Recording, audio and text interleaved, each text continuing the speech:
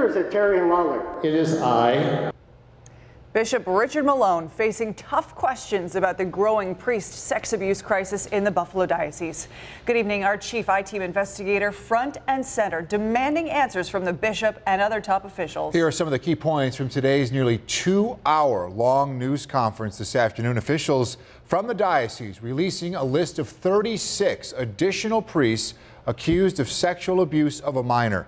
The bishop says that list is a work in progress. Also, an attorney for the diocese claims there have been no reported incidents of abuse since 2002, even though our reporting calls that into question. I-Team Chief Investigator Charlie SPECHT kicks off our coverage. It was a highly controlled event. The bishop's new PR person crowding journalists at the podium. Can I have some space here? Just back up a little bit, please. Thanks. And trying to stop us from asking follow-up questions. No, I'm going to Charlie, I need to. Charlie. Kathy, please stop. It was an hour before the bishop even took the podium. The end result, a new list, but many of the old answers. One of the men not on that list is Father Fabian Mariansky, accused of child sexual abuse decades ago, but allowed to remain in ministry by Bishop Malone until an article ran in the newspaper. You have said here that you have never protected any priest accused of abusing a minor. Why did you leave Father Fabian Mariansky in ministry for more than 5 years despite an allegation of statutory rape when the victim was 16 years old? Father Mariansky's case was handled by one of my predecessors years before I came. We're talking about you now. I know that. Let me answer the question, please. Okay? And so Mariansky was sent off for evaluation and treatment, which at that time said he could be returned to ministry. We would never do that now. So I just wasn't aware of all this that had happened before I arrived. But her case was in the black binder that Mr. Connors prepared for you. So did you not read that binder when you became bishop? I read through it. A lot of the priests in there were already removed from ministry, as you know. But you let him minister for 5 years. Why?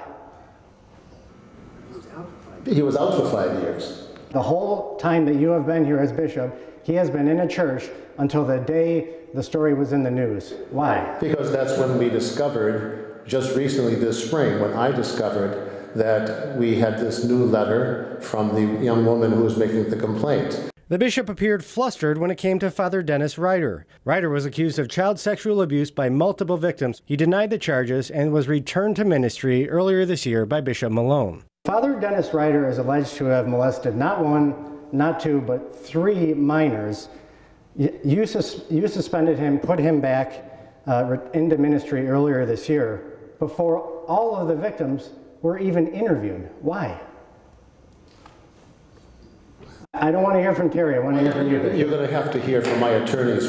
I've been dealing with so many of these cases, Charlie, that the details in my weary brain, seriously, get mixed up. Can you comment on that? Oh, no, I don't want to. Who runs this diocese? Is it you or is it Terry and Lawler? It is I, but I rely heavily upon those who advise me on the details of these cases. Now, as far as where we go from here, the question at hand is really whether this is a case of extreme incompetence on the part of the Diocese of Buffalo, or rather a criminal conspiracy involving bishops, lawyers, and priests. That is likely what state and now federal investigators will be looking at, and after tonight, it seems they will have more material to work with. For the I-Team, Charlie SPECHT, 7 Eyewitness News.